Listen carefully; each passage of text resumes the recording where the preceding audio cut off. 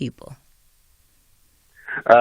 Yes, I want to agree with you, Cathy, but you must ask the question, how have they opened up those services? For instance, if you take people that are staying in the shacks, first of all, it is said that, the government of today has electrified many parts of South Africa where there was no electricity before. But that is not the whole point, Cathy, because what is important is that before you can put a structure where people are going to stay, a settlement, there should be planning beforehand. Now we are sitting with load shedding because people are stealing electricity. They are not paying for it. And those who have to pay for electricity, they have to pay triple or double the amount, and they must pay for people who are stealing the electricity.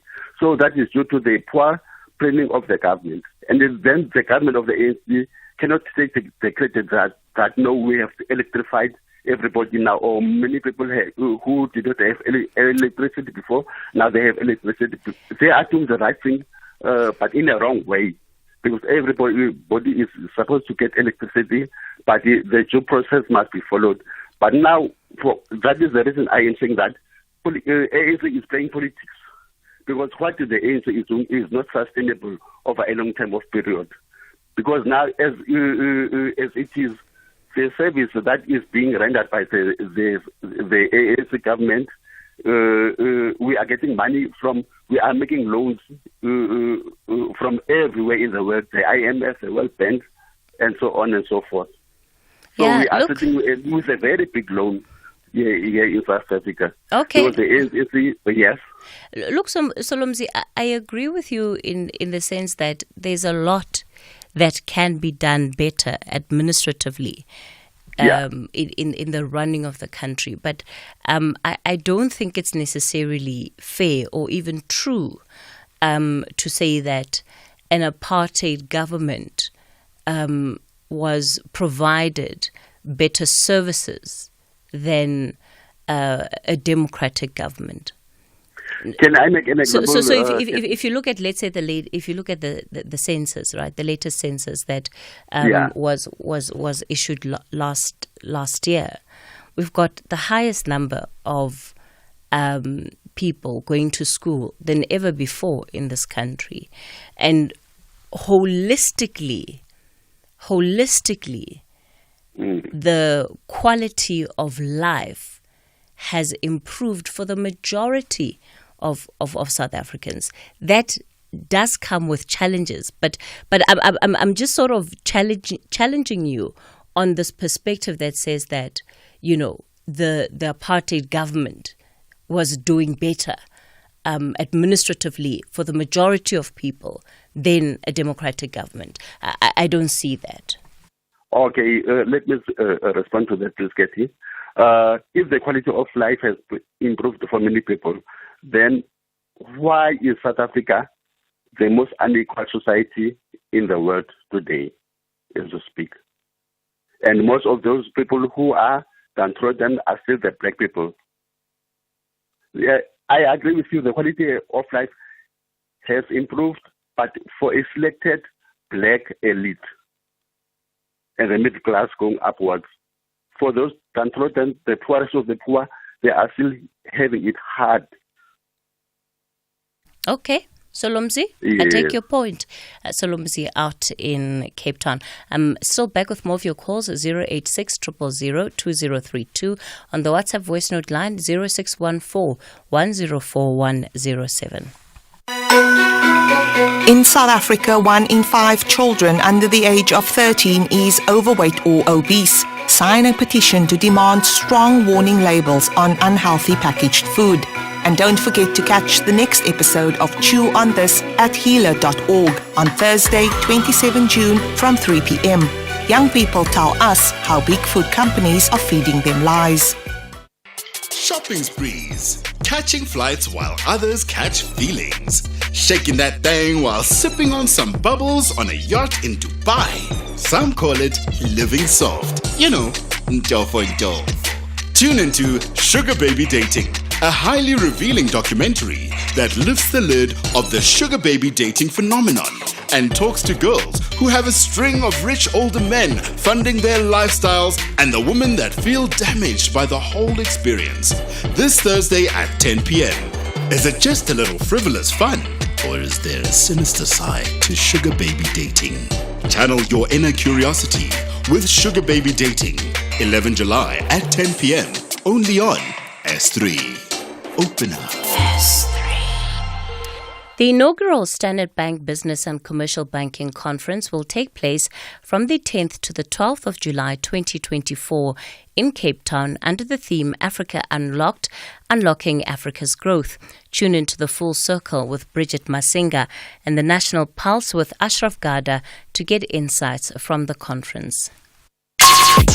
Call us on 086 000 2032. All right, we continue the conversation on the talking point to Soshanguve now. Charles, good morning. Hi, Oscar dear. Hi. Rona, Charles? I'm calling from Soshanguve. Okay. Yeah, the ECD many tragedy. It's very sad, that even today people still don't want to change their attitudes and their behavior. You see, we can correctly attribute the ECD tragedy to the drop and decline in standards in performance, work ethics. You see, the people, most of the civil servants today, they show a refusal to serve the people according to their oaths. And the people today, they are stranded, they don't know what to do because of most civil servants, they don't want to perform their duties according to their job descriptions. And most people, they are suffering today. Charles, what do you think the problem is?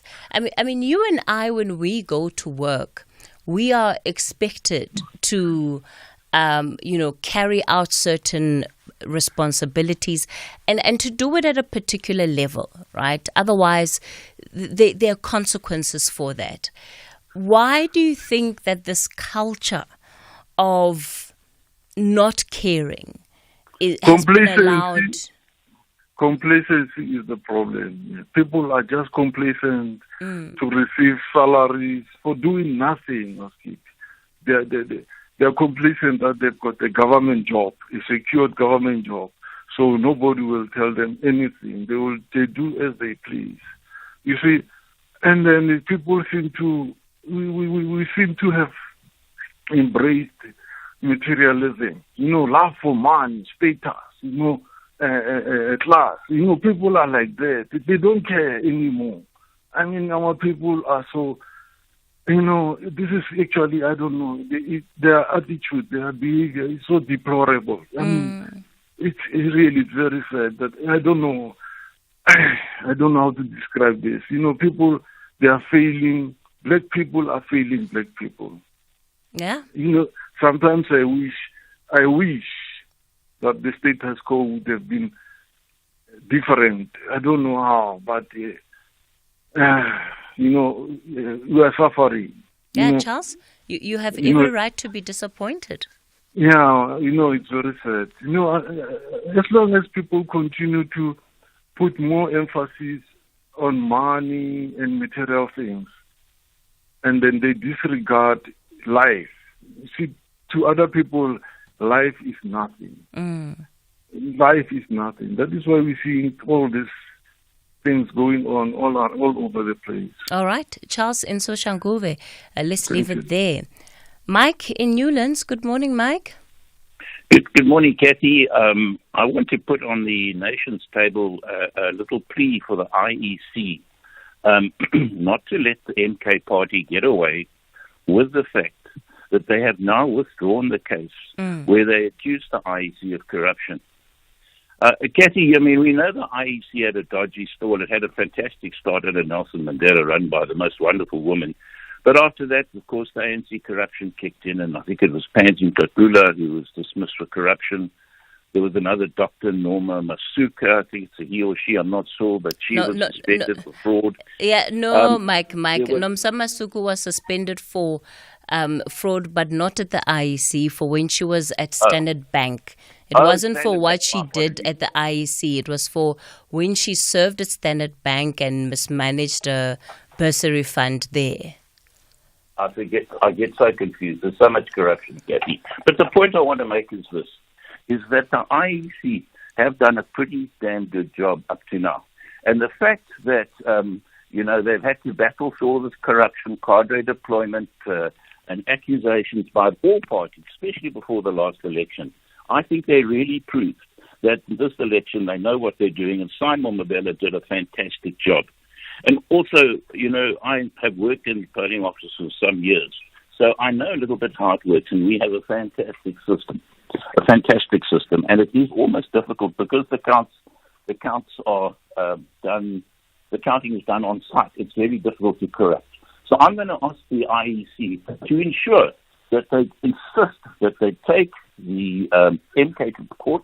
They go to a public trial. Let's all have it televised. Let's get them to bring their evidence, and so for the whole country to see what case they've got against the IEC. Because if the IEC let this go and allow the MK to come up and make accusations and disappear into their little rat hole where they live with all our money, then they're going to really struggle in the next election when their credibility is tested. So Okay. I'd like to put that on the table for future discussion. All right, Mike out in Newlands. As far as I understand, the IEC has written to the court asking for the case brought by the MK to continue, even though the party has decided to withdraw that particular matter. They say that they're still working on the evidence, and the expectation is that they will bring the case back at a later stage, but the IEC is insisting that it must go ahead. Vuyiswa, you're out in Parktown North. Good morning. Good morning, Cathy. How are you? I'm well, thank you. Go for it. Thanks. Yes, thanks for taking my call. I don't know, because I think it's a minute left, which I'm not going to be able to express myself the way I wanted to. But I wanted to talk about John Kloppe, Dr. John Kloppe. And the reason being, if you read Anton Lembete's book, there's somewhere he talks about some of us were fighting to be close to white people. Some of us were fighting to marry white people. I know I'm going to be chastised on this, but I have to explain why I'm saying that. It seems we are not a nation that can rebuild people, rehabilitate them. Once white men or DA start making umsindo, and we join that umsindo, we actually destroy the person. We're not building people. Instead, white people have committed more atrocities against African people, which they are not even they've not even accounted for it. For instance, right now the media doesn't tell people about the war that is going on. There's a war upon us. There's inflation that is upon us. We don't talk about that. The other day you had Nixon Kachembo. Those kind of conversations, they're seldom actually visited. Actually, we had a lot of things of destroying one another. When are we going to reach a state of restoring dignity? You know, if John Kloppe was your brother, your uncle, say to those who, their son or whatever, were we going to react the way we are reacting? You know, we're not building people. Look, I suppose so in the same breath, right? John Kloppe must also be held accountable for his own actions, right? No, but we managed to forgive white people for killing our people in this country. They took out souls. He never took out a soul. Whatever sin he has committed to everybody, it can be actually dealt with. We can sit down with our brothers and sisters and rebuild them, rehabilitate them. The way we are acting, like you cannot survive in this country. Okay. If you you can't survive. Okay, Vuyiswa, I don't know what rehabilitation and reform in this instance looks like. The idea of sitting down, what does that look like? The point is that there will be scrutiny because of this individual's own actions that have resulted in him undergoing the process he underwent and ultimately being impeached. It's not wrong for people to talk about it. It's not wrong for people to bring it up. But what does forgiveness or moving on in that context then look like? It's time for the latest news.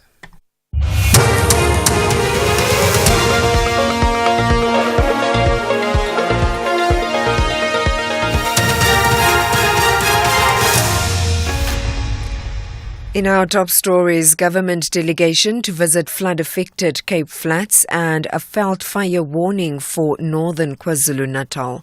Good morning.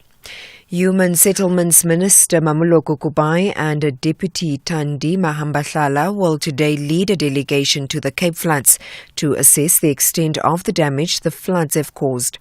Heavy rains have wreaked havoc across the Western Cape, causing mudslides and floods in various informal settlements, and this has led to road closures.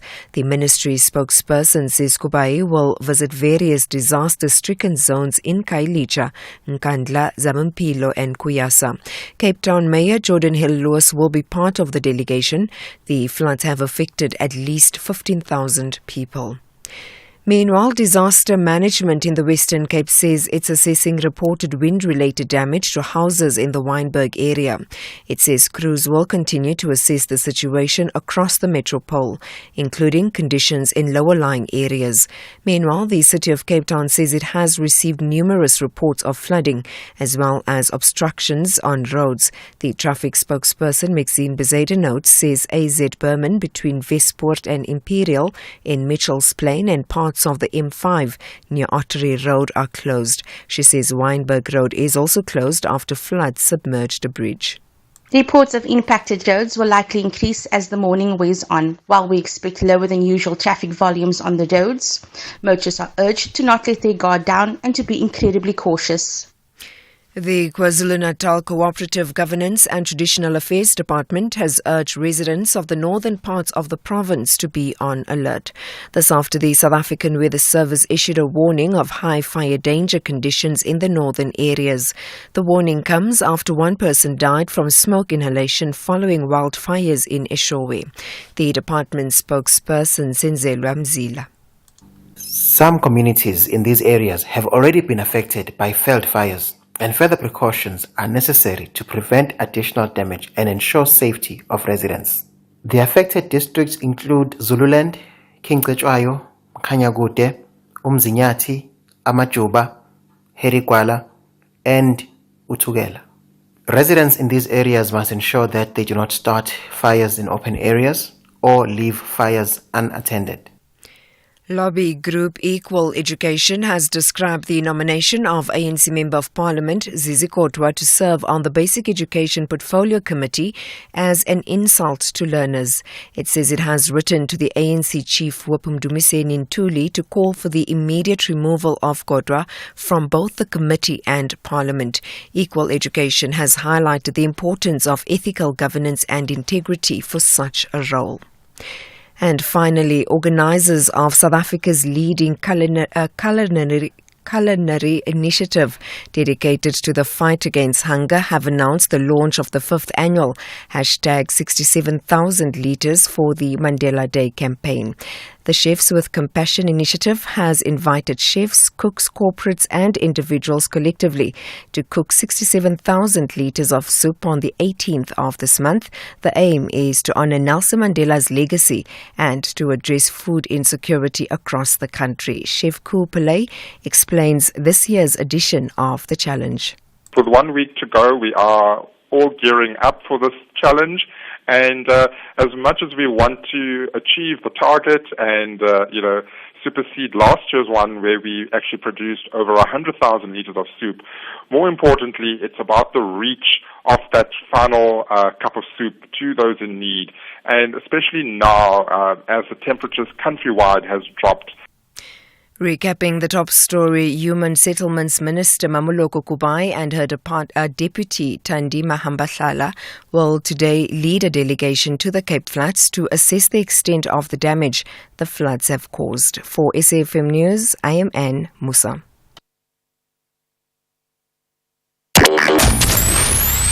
Here, there, and everywhere. SAFM 105.9 FM in Port Elizabeth.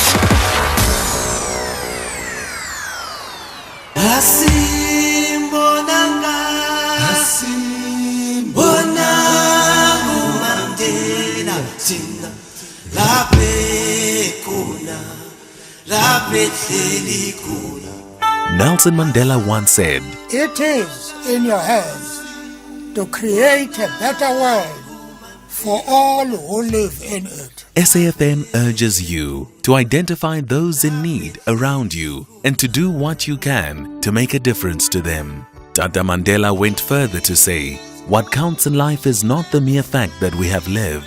It is what difference we have made to the lives of others that will determine the significance of the life we led. SAFM celebrates Mandela Month. SAFM has signed a code of conduct that is enforced by the Broadcasting Complaints Commission of South Africa. Under the code, we are committed to giving news that is accurate, comment that is fair, and programming that is not harmful, does not amount to hate speech, or contain violence or explicit sex. If you think we are not living up to that code, then you can inform the Broadcasting Complaints Commission of South Africa. Direct any complaints in writing to the Broadcasting Complaints Commission of South Africa. PO Box 142365. Craig Hall 2024. Fax to 011-326-3198 or an email to bccsa@nabsa.co.za. For more information, please visit www.bccsa.co.za.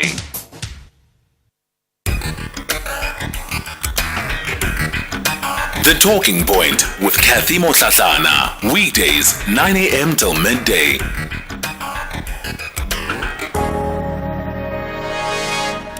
Welcome to the second hour of the show. It's 8 after 10 o'clock. Coming up in this hour, we're looking into Municipal Watch. And today we continue with the Mafube local municipality out in the Free State. We started off that conversation last week, but of course there were just so many issues that remained unresolved, and also the residents of the area that really wanted an opportunity to come on air and to raise their grievances with the state of service delivery in the municipality. So we'll be focusing then on this particular area in the coming hour on Municipal Watch. Before we get to it, your WhatsApp voice notes.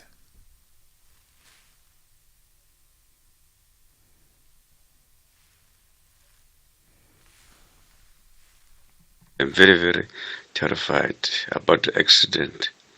I've seen that there is one family lost 4 kids. I think government must take a look of this transport for kids. I think they must use the law that only buses must carry kids, and then there must be a limit of speed or maybe certain lanes for this thing. No, kid, every year our kids are dying on the street, on our roads. No, this is Moragwa Maritita Fulkop. Good morning, Cathy and the SAFM listeners. I just wanted to remind all parents out there today that the GDE admissions for grade 1 and 8 is open. Parents, please, let's ensure to get those kids enrolled at school, please. They are the future leaders of tomorrow. The Talking Point with Cathy Mohlahlana. Weekdays 9 a.m. till midday. All right, let me welcome then onto the show this morning from the Mafube local municipality, Muthusi Lepiana, who is the acting municipal manager there. Mr. Lepiana, good morning to you. Thank you for your time this morning. Good morning, Cathy, and good morning to the SAFM listeners, and good morning to the other panelists in the radio. Lindela Mkaza, who is the lead provincial EXCO representative, who has served in the role of being the administrator for the Mafube local municipality.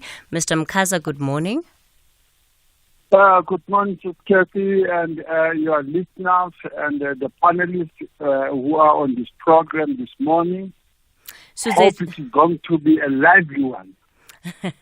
Suzette Steyn, DA Councillor at the Mafube Municipality. Good morning, Suzette. All right, Suzette, you are muted. If you can just unmute yourself, please. Can you hear? All right, we'll try and see what's happening with that line to Suzette. And then Temba Nklapo is the Imatu shop steward in the Mafube municipality. Temba, good morning.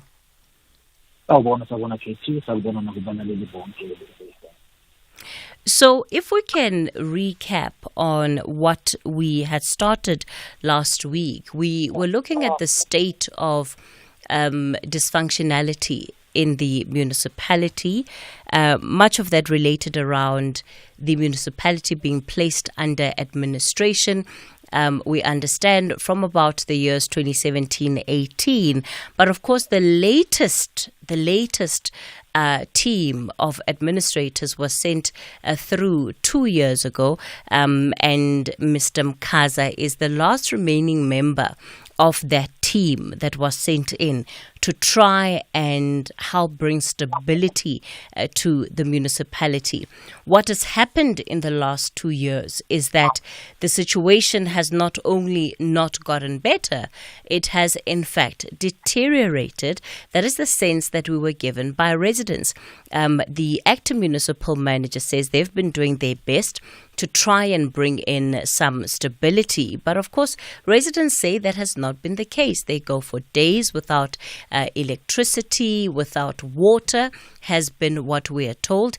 These are allegations that the acting municipal manager denies. Residents also say that the municipality's billing system, it needs to be corrected because the bills that they get at the end of the month are often completely wrong, and they have no recourse around this because the municipality customer center is dysfunctional, that they don't even have a line that they can call to raise concern. So that is where things ended last week in our conversation with the officials, and also getting a sense from the residents about what life on a day-to-day basis is like in Mafube.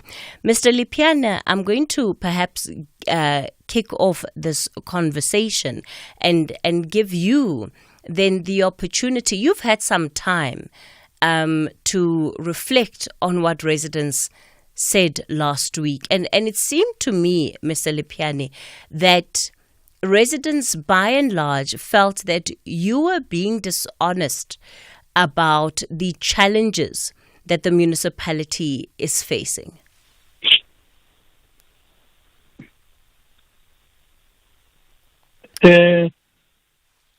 Once again, good morning, SKP. And just a correction, the surname is Lipiana, not Lipiani. Oh, apologies for that. Yes.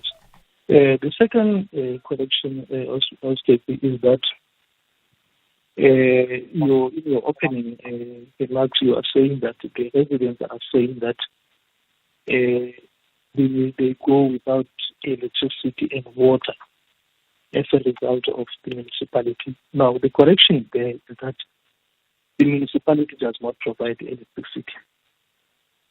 So if they are without electricity, it is totally not because of the municipality. We don't provide electricity.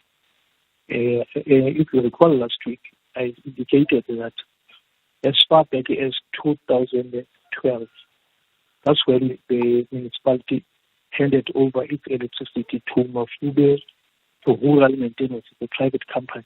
That's the company that is providing electricity. In some parts, it is ESCOM. So the municipality is not providing electricity. Now, on the issue of water, last week I indicated, I'm not here to defend the municipality, but I'm here to provide information so that the public and everyone, including the citizens of Mafube, can understand why they are not getting certain services. I'm not defending anything. I've admitted from the word go that the situation in Mafube is very bad, that we are struggling financially, that the systems are in tatters. We are starting almost at the beginning. That is what we are busy with. So I'm not saying we are not I'm not defending Mafube here. I'm explaining. Mine is to give information why certain things are happening in a certain way, and what are we doing to correct things. For example, in the last few days when people were not having water, it was because the employees that the water treatment plant stopped closed the water. That was an illegal strike. And remember, when you are on strike, you withdraw your services. You don't close services of the community. That is why some people were suspended, because they sabotaged the price by closing water. All they needed to do was to withdraw their services and then embark on a strike. But what they did was to close water. Now, was the strike due to the fact that these workers have not been paid for the last 2 months? It was not for the last 2 months. I was keeping at the time when they closed water. It was those workers. Some of them had already been paid, but yes, others were not paid. And yes, indeed, it was because of that. Then we went to them to say, this is the situation of the municipality as we know it. We are doing everything to make sure that you are getting paid. Kindly take notice that you are essential services. When you strike, you withdraw your services. You don't sabotage the facilities that are supposed to provide. You know, Mr. Lipiana, I don't want to justify the actions of the workers, but what we understand, and this also was part of what came out last week, is the fact that there has been very poor communication from the municipalities to workers on issues of salaries. So it's not only that these workers have not been paid, but that for the last year or so, they have not been paid their salaries in full. And that is an ongoing issue that the municipality has also failed to address. Yes, okay. Let us go to exactly where the situation is. The municipality was not able to pay salaries for all these years in May and June. All these 4 years, May and June, they always struggle to pay salaries. You know why that is the situation? It's because the municipality has, among other things, handed over its income from electricity to a private company. And because of such things, the municipality was taken to court in 2021. And in 2022, a judgment was granted in favor of the applicants who took the municipality to court. And then the order went as follows. 1, the municipality must be put under administration in terms of Section 1395C. Now, Section 1395C would tell you 2 important things. 1, there is a team that must come to the municipality. That was done. The Temkaza is part of that team.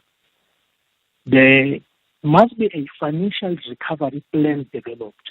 Now, the financial recovery plan clearly indicates that here is the problem. 1, get back your electricity. 2, implement financial recovery in the municipality, do collections. Now, those 2 things have happened, but in different ways. 1, we have not got back the electricity. We still get now no income from electricity. Now, even if we were to follow the contract that was signed between rural maintenance and Mafube, at some point that contract says, once you are selling electricity, you must at least pay royalties to the municipality. Let me tell you, Cathy, we got this right. When we were running short of money, now it's big. We referred to Rural. Rural, can you notice that you have not paid royalties to Mafube for the last 12 years? Please pay us. For this month, you are supposed to give us 1.3 million. And 1.3 million was exactly the amount we were running short in order to pay employees. So when we are pushing blame for the non-payment of employees, Cathy, let us know why. Yeah, but Mr. Lipiane, you are not a victim. Sorry, Mr. Lipiana, you're not a victim of circumstance, right? The reason why you are a municipal manager is that you have a role and a responsibility of driving the affairs of the municipality in a particular direction. So the issue of electricity is just another. If you talk about the financial recovery plan, what are the steps that you have taken and implemented that shows that you have indeed tried to steer the finances of the municipality in a different direction? Because if residents are still complaining about the fact that their billing is incorrect, that has not been changed, then you are still struggling with revenue collection, and that is your primary role and responsibility as a municipal manager. Yes, Oscar. You can't say in one hand you are supposed to collect. Let us know. I can see you literally running away from the very major point. I am saying to you, Cathy, from the time you handed over the income from electricity, you started to have problems with paying employees. Let us not run away from that. That's the first point. The financial recovery plan says as long as the income source, as much as electricity, is still in the hands of the private people, you are going to have problems with pay.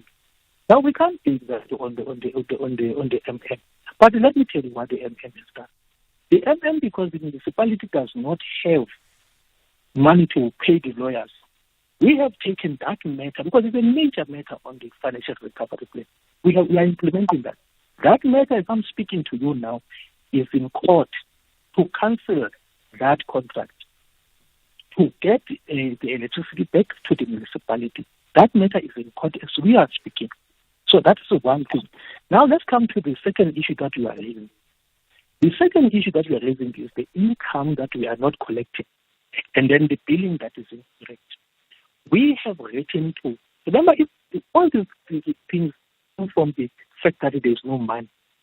So if there is no money, and whether you bring any municipal manager or intervention team, if you are not collecting from tax rates and taxes, you are not going to get for a situation where the municipality stabilizes. Now, what are we doing on the part of the billing?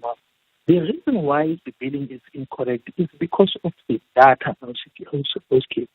The data of the municipality is corrupted and incorrect.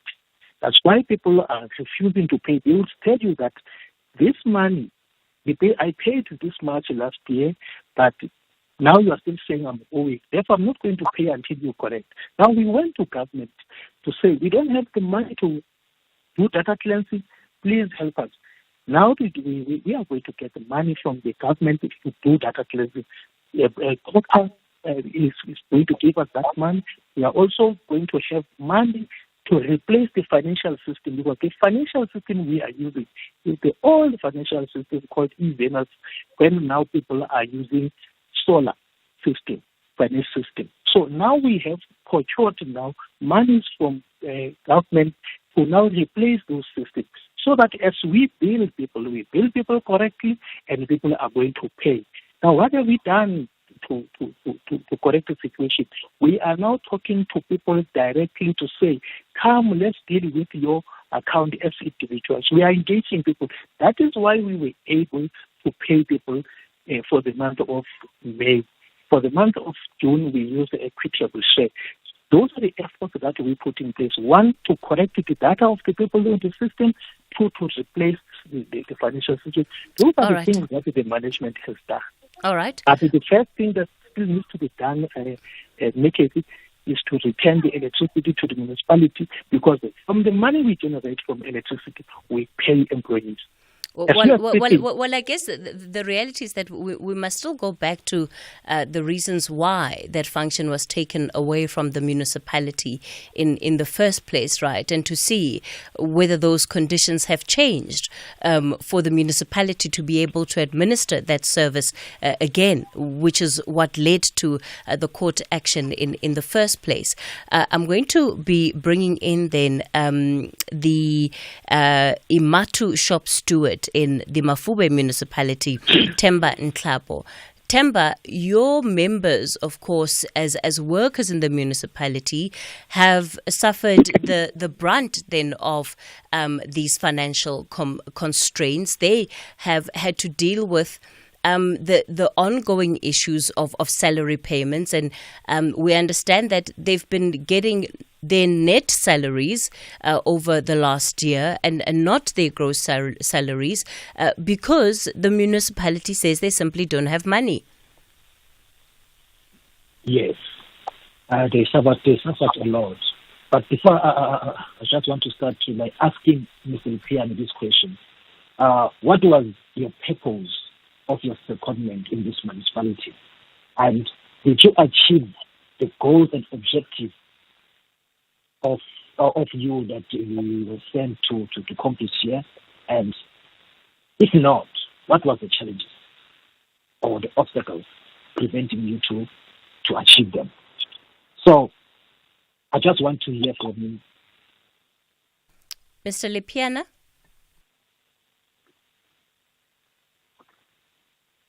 What is the purpose of my secondment in the municipality? It was because there was no municipal manager. So I came here to do the work that is done by the municipal manager, that is accounting, and amongst other things, as Cathy has indicated, to make sure that we get money for the municipality. What have I done to that effect? Like you have just indicated in that club, you were there in 2012 when an illegal contract was established, where the municipality handed over electricity to Uva. That matter has not been challenged until I arrived, and that was the first thing that I dealt with. It is one of the things, major big things that are going to turn around the life of Mafube. You return that electricity to Mafube, that will be a major thing. That's one area that will just make sure that we are able to pay the salaries. Two, to make relations with government departments so that we correct the systems. We are now going to get new finance system that you did not have. We are going to appoint directors. For the last 2 years, we didn't have directors. We are appointing directors. That was our function. But I'm just giving you the things that a municipal manager has to give. But there are other things that must be done by other people, such as the intervention team that has been there. You will understand that this intervention team, it was supposed to have 4 people to assist me. There was someone who was supposed to be in the technical services to assist me, 2 people in finance to assist me. Those people are not there. Okay. Therefore, that if I'm not given assistance, it is too much to ask that I should be able to do everything. Okay, Mr. Lepiana, we'll continue the conversation in a moment. It's time for the latest news headlines. Good morning. In the headlines, the George municipality in the Garden Route says parts of the town and surrounding areas are experiencing power outages due to heavy winds. Trees have been uprooted and electrical lines damaged. And the KwaZulu-Natal Cooperative Governance and Traditional Affairs Department has urged residents of the northern parts of the province to be on alert. Details on these and other stories at 11. Taking a look at your markets this morning, the rand is currently trading at 18 rand 04 to the dollar, 23 rand 27 to the pound, and 19 rand 57 to the euro. Markets in Asia were mostly in positive terrain at the closing bell. The JSE high and mid-morning trade, markets in Europe have extended gains. Gold is trading at $2,383, platinum $986 per ounce. The price of Brent crude oil is at $85.41 a barrel.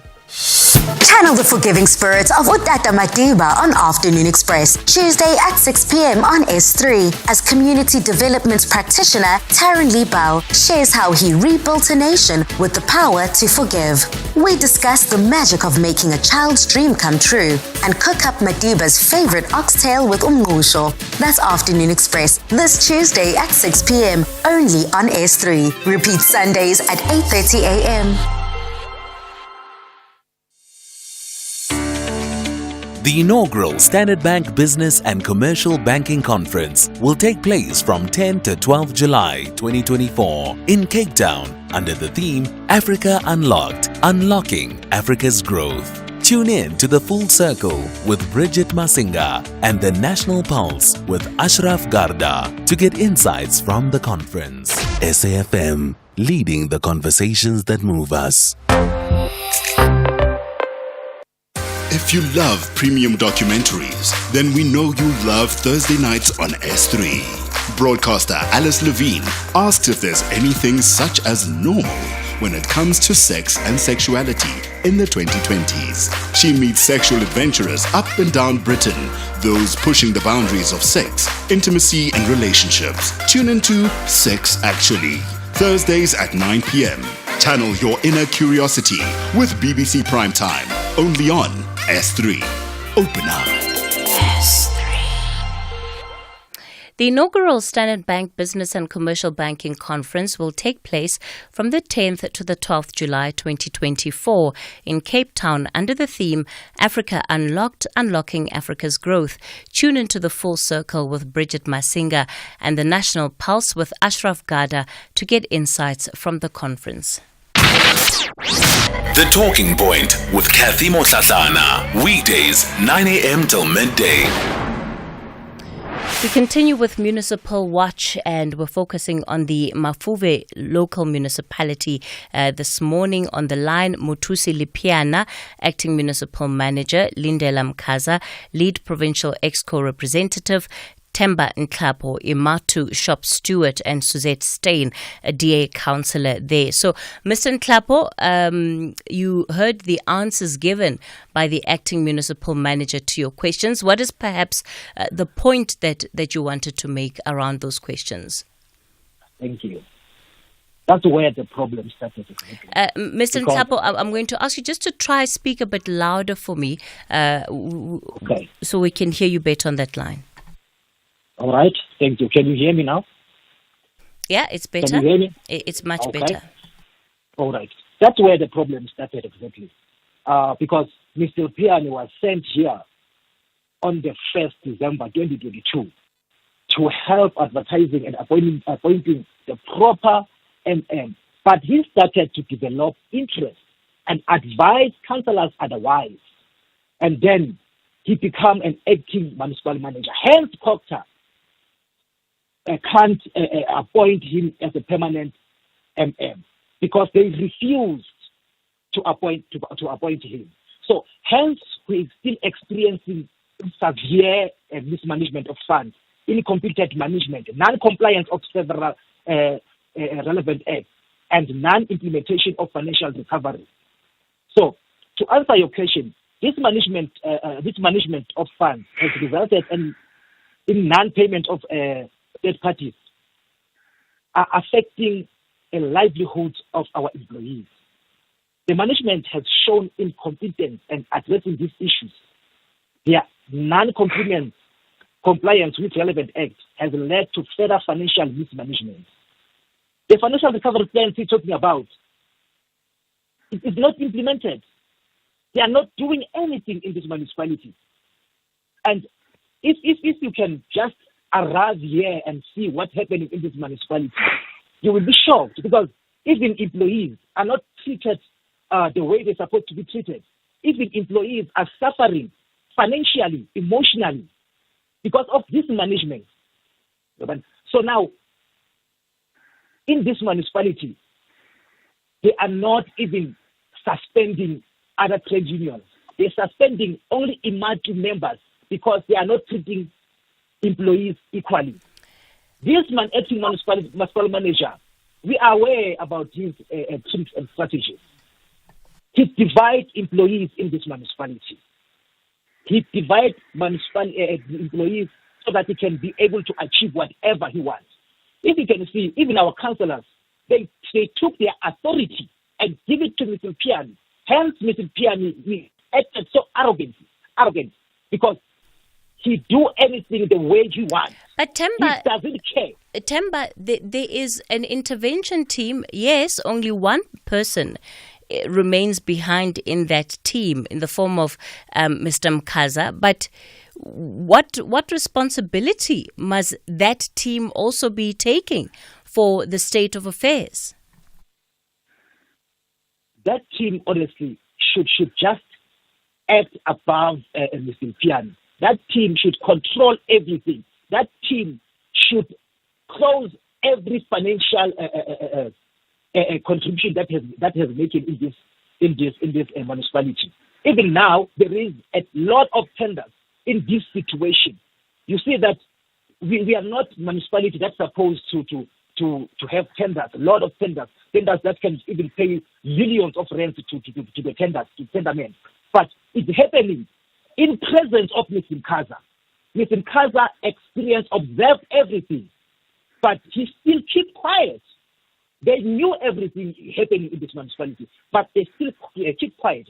Recently, our chairperson received suspension. Why? Because he was so vocal.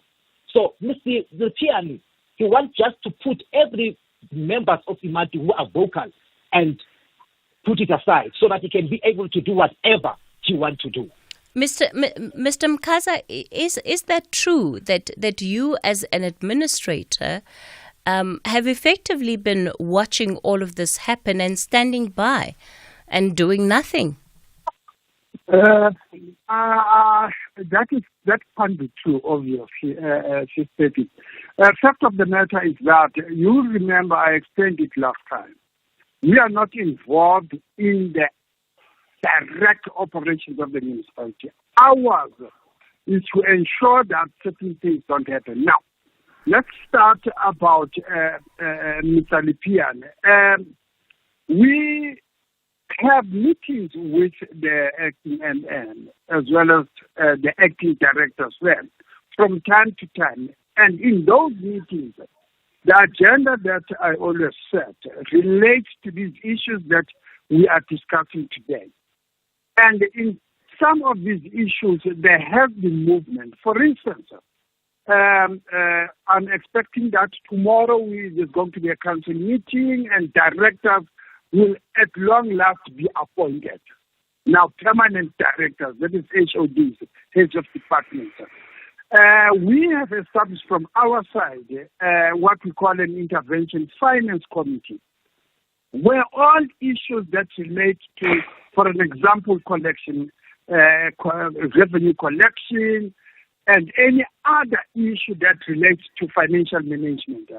I have established that particular committee, and in that committee meeting, in those committee meetings, I then give very, very clear instructions to the MM and the CFO in terms of what they should go and do.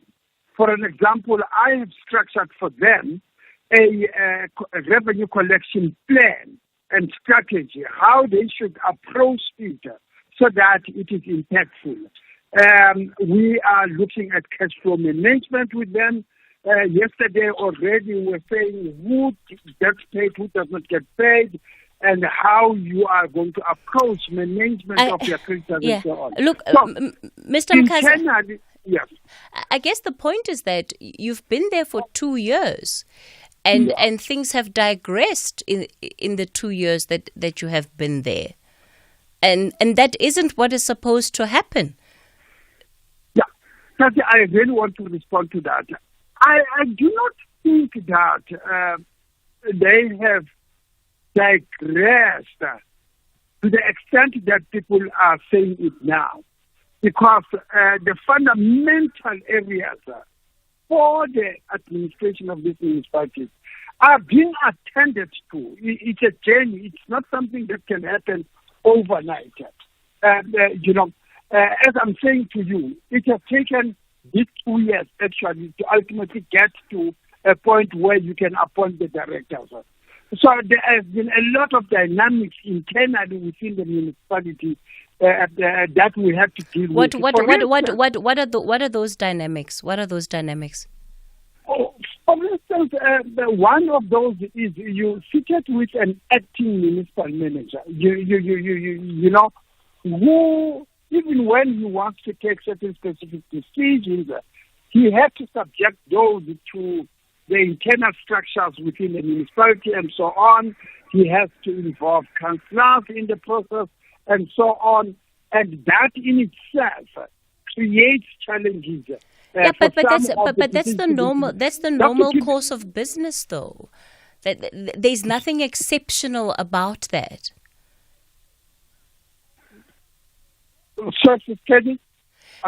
So I'm saying that the internal issues that you're raising is the normal course of business. There's nothing exceptional that Mr. Lipiana has had to do that other municipal managers don't have to do.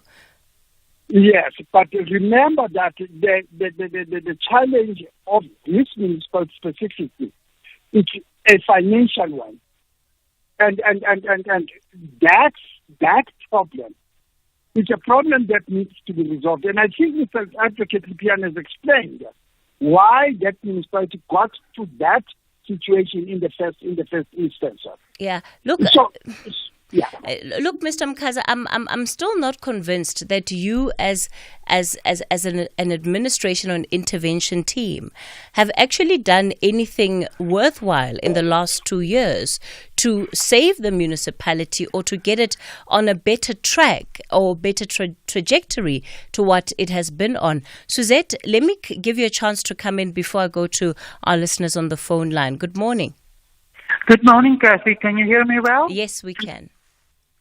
Cathy, I think it is a bit short-sighted to dismiss 15 plus years of municipal mismanagement, corruption and cadre deployment and blame the current financial distress of Mafube on two entities, namely Rural Free State and the Mafube Business Forum.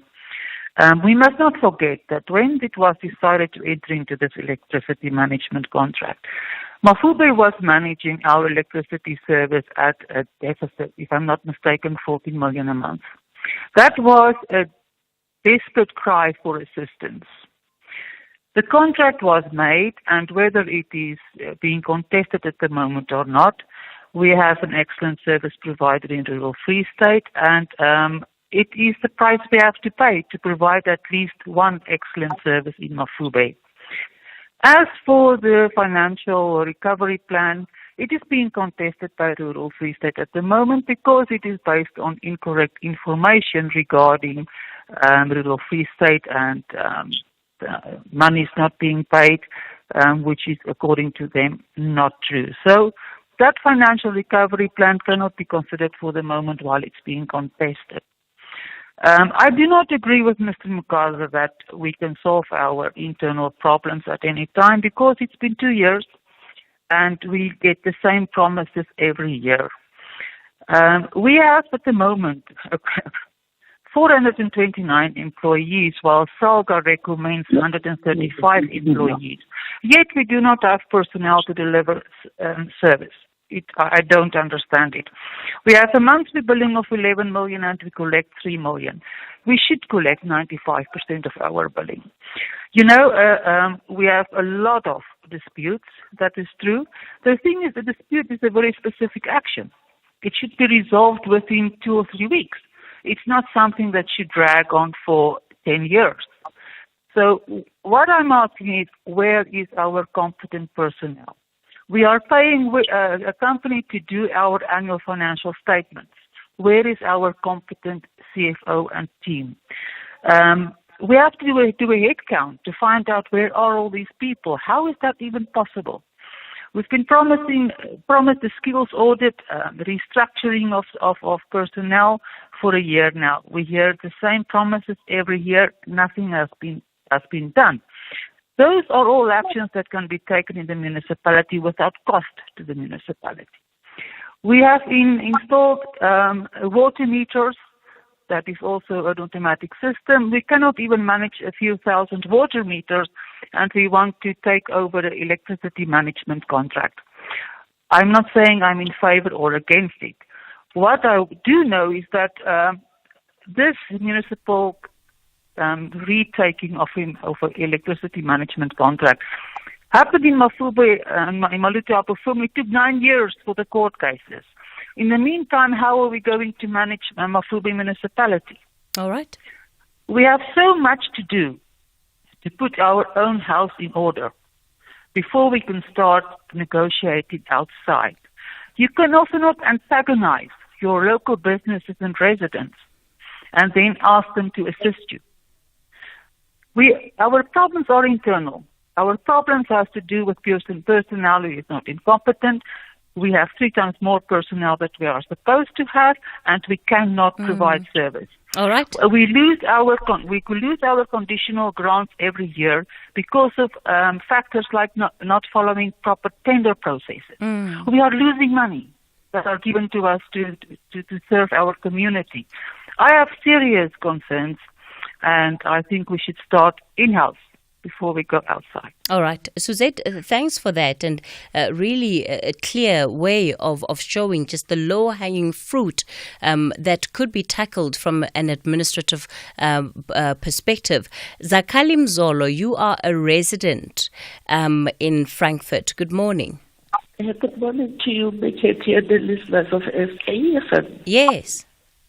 Meketi, I only have 2 to 3 questions that I want to ask the MM. Is it fine? 2 questions, please. Yeah. Okay. That the MM, just 2 questions that I have for you. The first question that I want to ask you, Kuri, what have you done, Badel Piani, as you've been here for 2 years to turn around this municipality? What was your purpose of you coming to the municipality? Because I've heard you answer that, but I didn't get quite well the answers that you gave to that. And the why I'm asking that, because we are still facing the very same problem that we did years and years, water crisis, refuse removal. Hence I'm asking, what have you done till this day? Because even the community on ourselves, they don't even know Tatel Pian, because he's turning around with his chairs in his offices. He doesn't even go to the community to check whether community is Shotaka Eve or what is that. And then the last question or second question that I want to ask, but we work us through so that the listeners can hear. As Ward 7 in Mafube na Mahadi, until when water trucks, until when because we've been served water trucks forever, and Tatel Piani doesn't even know who the services or come to observe services here Ward 7 while saving the water. How is the community taking trucks? The last question that I have, Tatel Piani, is Tatel Piani, when are you resigning? Because you have failed the community of Mafube. We want someone who's local.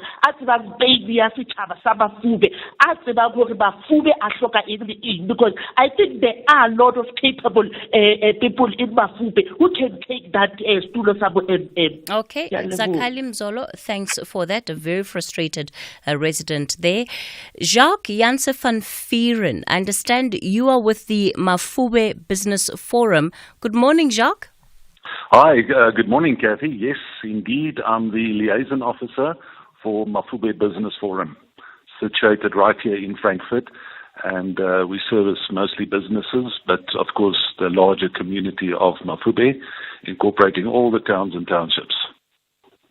All right, and your contribution to this conversation, Jacques?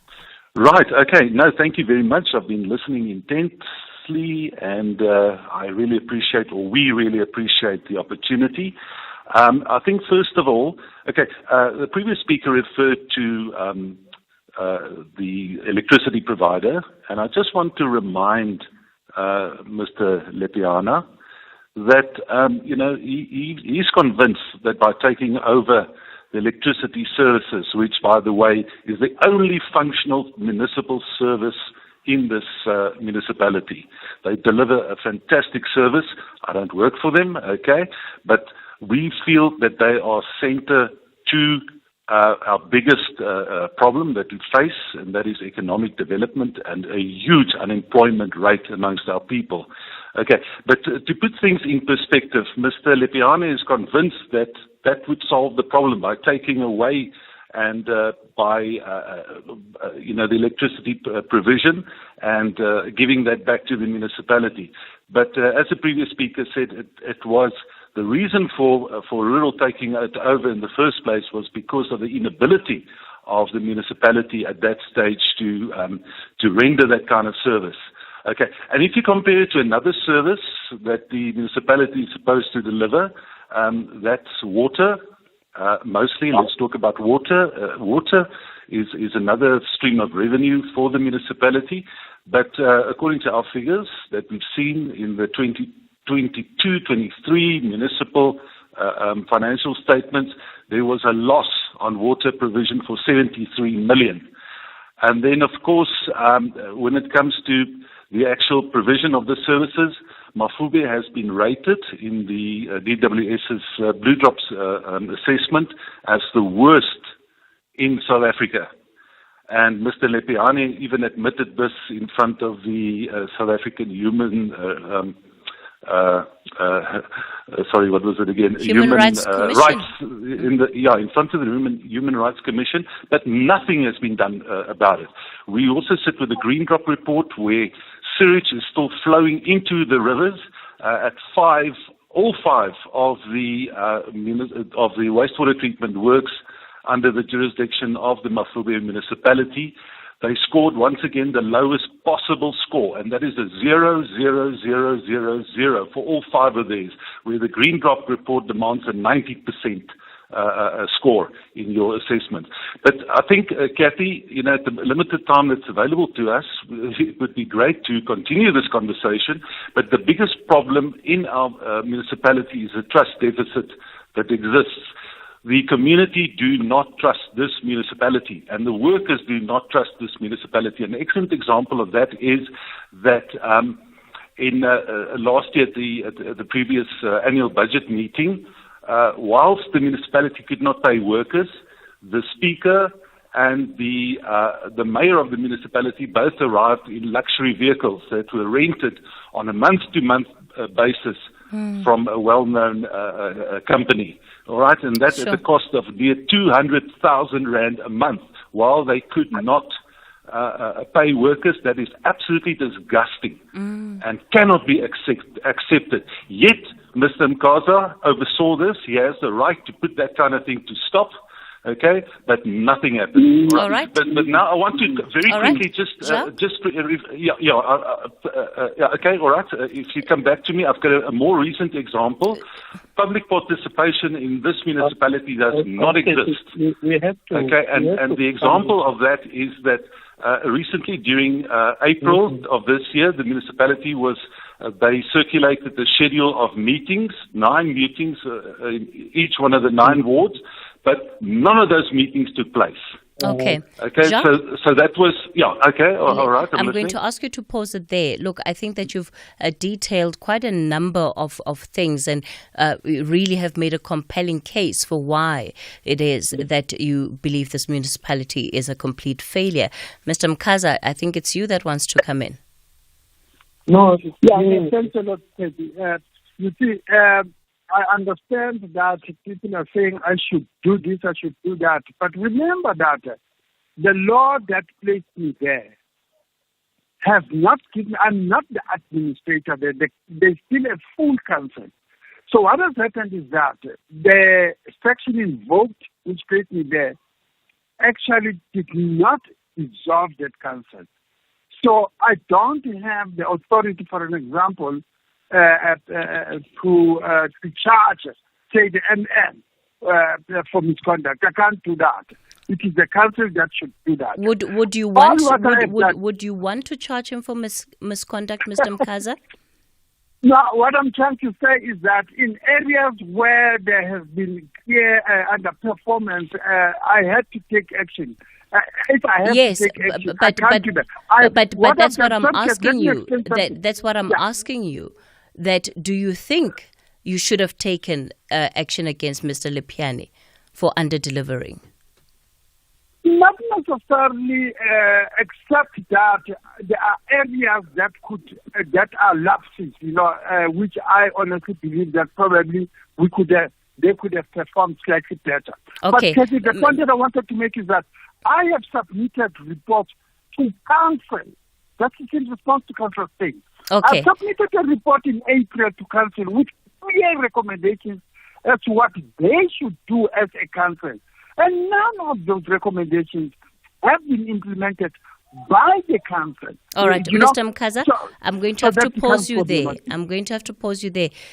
Yes, Mr. Lepiana? Mr. Lepiana? Okay. In the interest of time, I've been asked questions that I needed to answer. And unfortunately, whenever I'm going to score. The only thing that I just want to say now is that I wish you could have independent people of Mafube who are going to speak for Mafube. The people that have spoken now, unfortunately, I can't talk about the councillor. They are our political experts. I'm not going to comment to have comment. I'm just going to say that all these people, unfortunately, they are coming here because we are acting against them. The very person who is a member of the community, she is working on an organization that we are saying we are terminating the contract. The corrections that we are implementing in the food, we are doing them on those people. The one who has just spoken from the business forum, these are the people who are saying people must not pay. And when people are not paid, we collapse the municipality. Now, unfortunately, all this but Mr. Lepiana, even just based on the evidence, go back to what Suzette has said. As a councillor, you can't just dismiss what she's saying about the steps that the municipality could have taken that would have immediate results. If Salga has made a recommendation that you only need over 100 employees, but you have over 400 employees, that's surely something that's worth paying attention to. Let me just deal with that. Let me deal with those issues one by one. Rental cars, not misinformation. Speaker uses her own car. The mayor has got a car that is bought by the municipality. 2, restructuring. Councillor knows that from Monday to Friday tomorrow, we were supposed to be dealing with restructuring. We went to council to ask for permission to restructure. They have given us that. We are implementing that. Auditing of staff. She knows that there is auditing of staff as we speak. Okay, now. So all these issues that she's raising, she knows that these things are and the fact that you are working at guest houses and not at municipal offices? Yeah. Working where? Hey, Mr. Lepiana? Come on, okay. That one is now just pretty. That is this. Let me tell you, the office is there. Go and see the office of the municipal manager there. Now, where I'm staying, in the guest house. Yes, I'm staying in the guest house. They have facilities there. If I ask, I don't even pay for using those facilities. If I'm working from there, because there's a boardroom there, I can meet employees. Directors, I can meet. So why are you not working from the council offices? No, I work from the council. On certain days, I will say, can we meet there? There's a boardroom in that place. I meet in the hall. I meet in the office. Yes, but why are you not using the council offices to do your official business? Out of 5 days in a week, I work in the council chamber in my offices 4 days. And one day, if I want another meeting to be outside, I do that. But is it not a 5-day job, Mr. Lipiana? No, okay, no. Let us not be really petty now. Let us not be petty. I'm not being petty. It's It's something that is being raised here on the WhatsApp line. I've never met you at one of the guest houses. It's coming through from our listeners. They're saying that you're working from guest houses in Linkview and Victorian Manor. No, that's not true. I stayed there, and I would say to people, to directors, I've got a meeting at 1 o'clock. Can we meet at such and such a place? Because we want to go and look at these offices that I'm talking about. Small offices where you can't Who's paying the bill? Who's paying the bill for the guest house? I am paying zero for those facilities there, man. Zero. Is it wrong to use facilities if you are paying nothing? Okay. I'm paying only for accommodation. It has got facilities. It's warm, it's fine. And you use it for meetings only. I'm always in office all the day. Let us not come and misinform public. Mutu Silipiana. Mutu Silipiana, we're going to have to leave it there. We're going to have to leave it there. Let's go to news.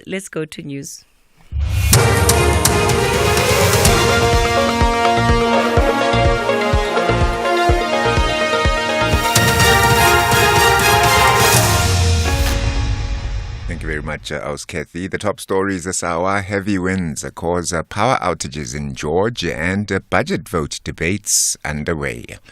A very good morning. The George municipality in the Garden Route says parts of the town and surrounding areas are experiencing power outages due to heavy winds. Trees have been uprooted and electrical lines damaged. Municipal spokesperson Ntobeko Mangwengwe says emergency services are on high alert as strong winds are expected to continue today. Parts of George are experiencing power outages in different areas due to bad weather conditions. The electrical teams are dispatched to the various areas and are attending to the different power outages. Emergency personnel are attending to fallen trees. The George Fire Brigade remains on standby and is attending to incidents as they arise. Meanwhile, the City of Cape Town's emergency services says gale force winds have blown off the rooftops in Wynberg. Human Settlements Minister Mamoloko Kubai and her deputy Thandi Mahambehlala will today lead a delegation to the Cape Flats to assess the extent of the damage that the floods have caused. Heavy rains have wreaked havoc across the Western Cape, causing mudslides and floods in various informal settlements, leading to road closures. Cape Town Mayor Jordan Hill-Lewis will be part of that delegation. The floods have affected at least 15,000 people. City spokesperson Estelle Marie Ward says they've also logged over 300 calls, 40% of which relate to the severe weather conditions. The PECC staff are more than happy to appropriately redirect general service requests, but we do want to remind the public that the service is for life-threatening emergencies and to please make use of the general service channels to log any other faults like water or electricity outages. The PECC also receives its fair share of prank calls. These calls are of concern as they clog the lines and delay assistance to persons who find themselves in a real emergency situation. KZN Cooperative Governance has urged residents of the northern parts of the province to be on alert. This after the Weather Service issued a warning of high fire danger conditions in the northern areas. The warning comes after one person died from smoke inhalation following wildfires in Eshowe. The department spokesperson, Senzelo Mzila. Some communities in these areas have already been affected by failed fires, and further precautions are necessary to prevent additional damage and ensure safety of residents. The affected districts include Zululand, King Cetshwayo, Mkhanyakude, Umzinyathi, Amajuba, Herikwala, and Uthukela. Residents in these areas must ensure that they do not start fires in open areas or leave fires unattended. The National Assembly has started its mini plenaries for budget vote debates. Parliament has until the end of this month to conclude and pass this year's national budget. Health and international relations are some of the budgets that will be debated during the mini plenaries today. The National Assembly Programme Committee, which met this morning, has confirmed which budget votes will be debated. Dr. Kanyaza Twala from Parliament's Committee section outlined the programme to the committees.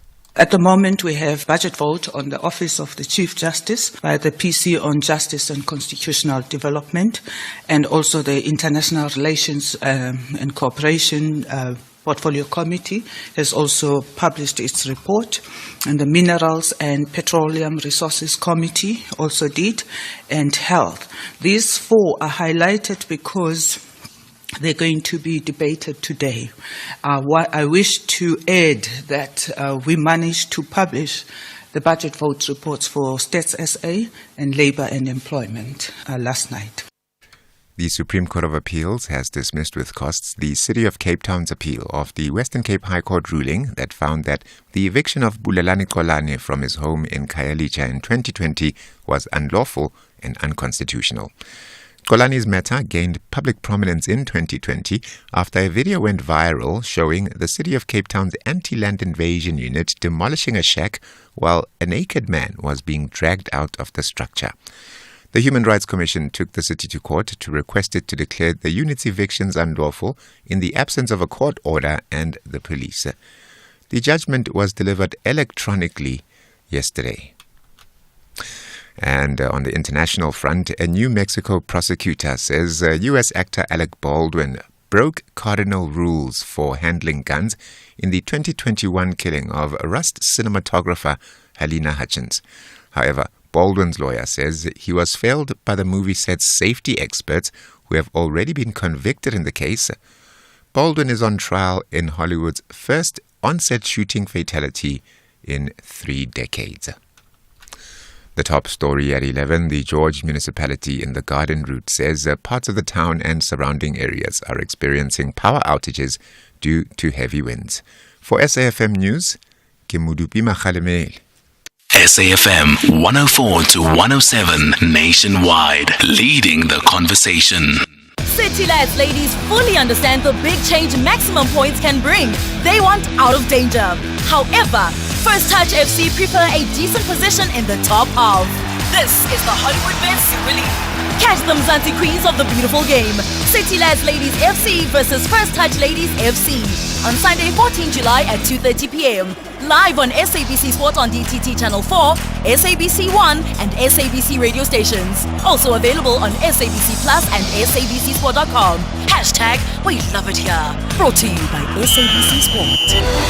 For the love of the game. In the heart of darkness, a beacon of light emerges. A brand new season is coming your way with your 2024 Miss South Africa Top 30. Hosted by our reigning queen, Miss South Africa, we embark on a transformative journey. Join us for the spectacular new season of Crown Chasers. Crown Chasers is back. Starts 29 June at 8:30 p.m. only on S3 Open Up.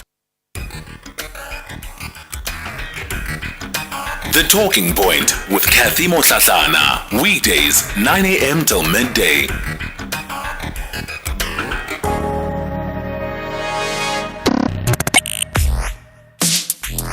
Let's have the conversation.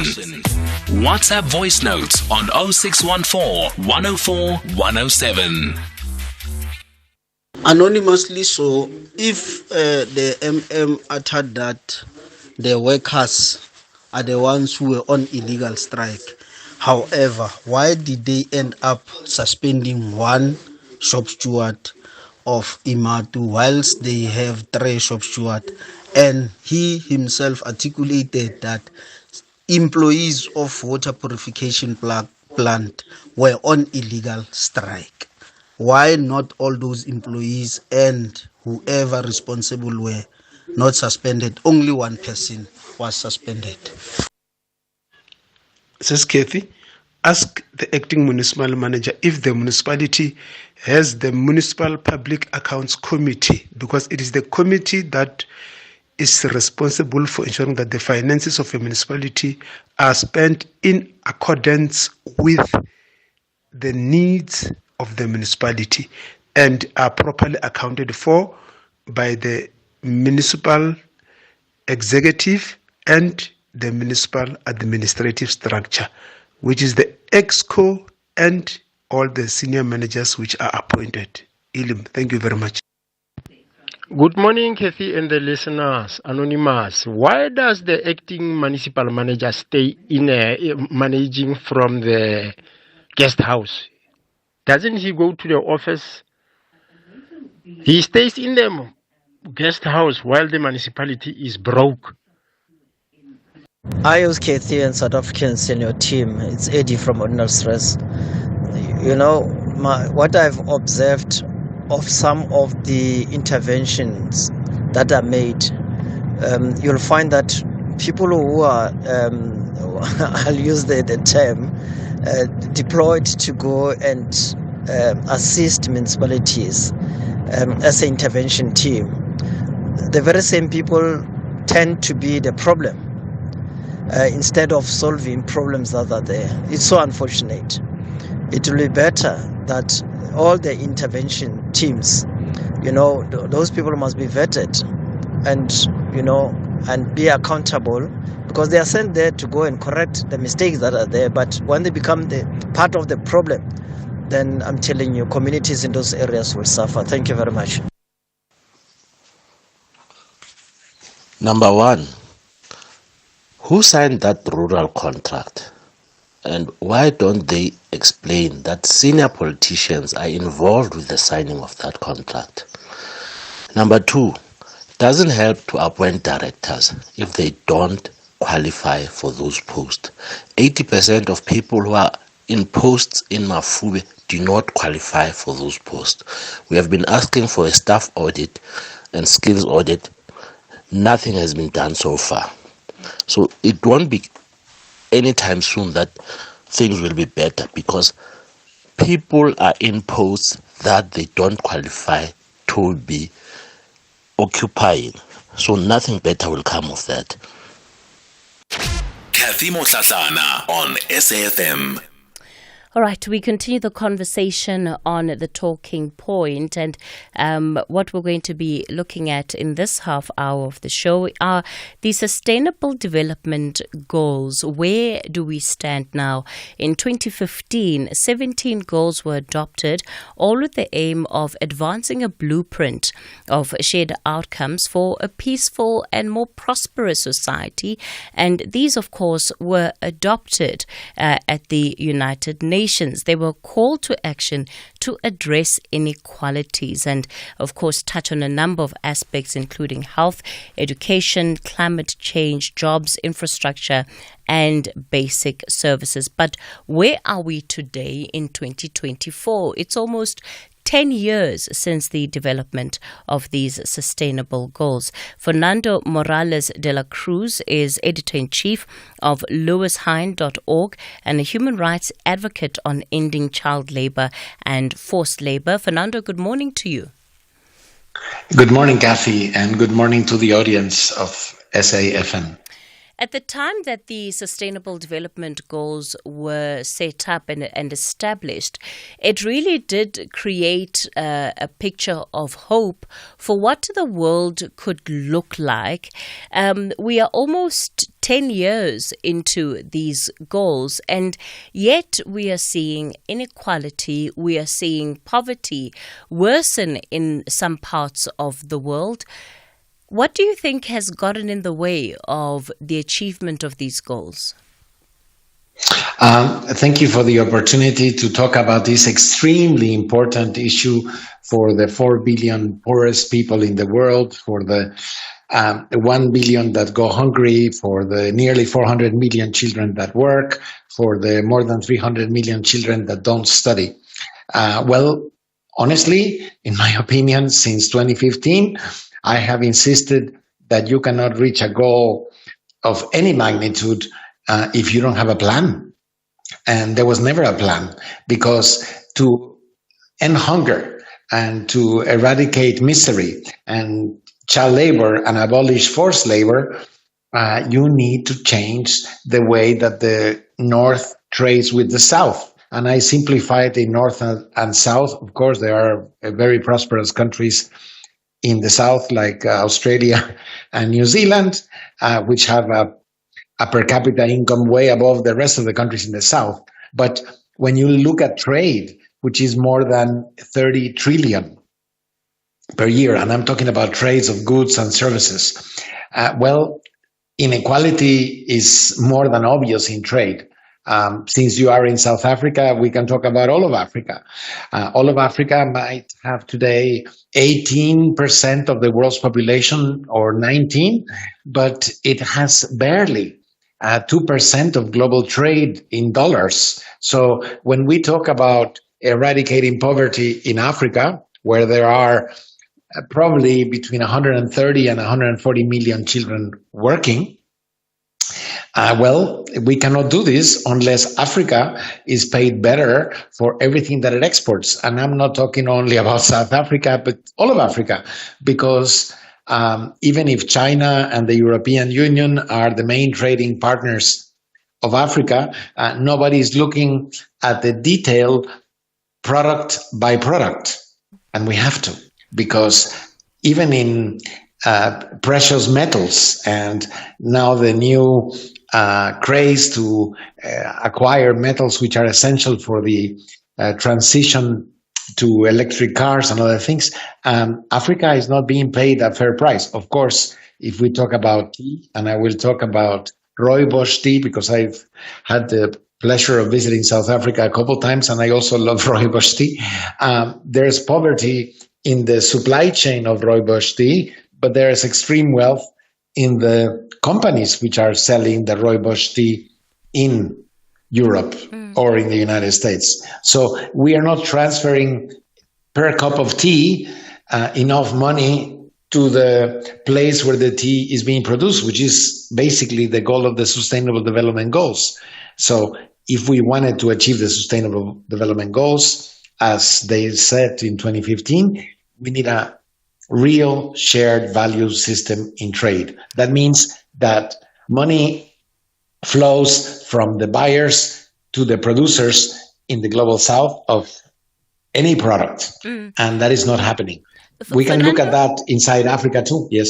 So, sorry to come in there. It was always up to individual countries to develop policies that would create pathways for how they were going to actually attain these development goals. Where has the failure come in? Because, of course, the UN can't go into countries and start formulating policy and tell countries what to do, because there is that level of sovereignty. So if you're right. So if there's a failure when it comes to the attainment of these goals, the first place I would imagine that we should look to is to individual countries, especially those that have adopted them, to then say, why is it that they have not been able to achieve them? Cathy, you are spot on. But we have to think also that the government of each country should be the one reining in the corporations inside and outside of this country. And of course, in Africa, the continent should come together and negotiate better trade terms with the European Union, because even if it's 27 states in the European Union, it's a trade bloc and they work united. And being the largest partner in trade for Africa is very serious for Africa, because the European Union takes the vast majority of the profits and even is subsidized by Africa when it's buying products. And you can see this in a bar of chocolate if you want. The owners of the chocolate companies are in Europe the richest family of Italy, or one of the richest families of the United States, or among the richest families of Germany. But the producers of the cocoa in West Africa, which produces almost 70% of all the cocoa, are living in poverty, and there are nearly 2 million children working for them only in cocoa. So the lack of accountability then, or the inaction on the part of countries, how do we begin to bring in that accountability? Because as you're saying, the injustice that exists, even when it comes to the supply chain of certain goods and products, that is still within the ambit of countries to intervene, where they feel strongly enough to do that. Look, I have been in Davos during the World Economic Forum 14 times in my life, which is a lot considering, the WEF. And I have never seen a group of countries pressure the corporations and say, look, we cannot continue selling you coffee for 1/4 of its real price, or cocoa for 1/4 of its real price. And this is what needs to happen. But I'm just mentioning 2 products because it's quite simple to calculate that in Germany, where I am right now, when you buy a cup of coffee, you're sending 3 cents back to Kenya where the coffee is grown. And I just paid €3 for it. So 1%. And sometimes, if much, 1.5%, I'm sending back per cup of coffee to the mountains of Kenya. Of course, if the business of coffee were fair, which is not, you would have to transfer 10 cents per cup of coffee, and I'm talking about 10 cents per euro, back to the origin. And of course, there would be no hunger, no misery, no child labor, and there would be healthcare, and the Sustainable Development Goals would be achieved in the regions that supply coffee to the corporations. But if the business model continues as it is today, we have neo-colonial trade. And there are some very interesting studies about trade between Africa and the world. And I go back to this figure that Africa has 18% of the world's population, but about a little bit more than 2%, maybe 2.4% of global trade. This is nothing. So then, Fernando, what are we to believe? That the idea of the Sustainable Development Goals is exactly that, because there's clearly no political will to see them through. Well, the governments have to be more serious about rule of law, because a lot of the causes of poverty in supply chains are actually illegal.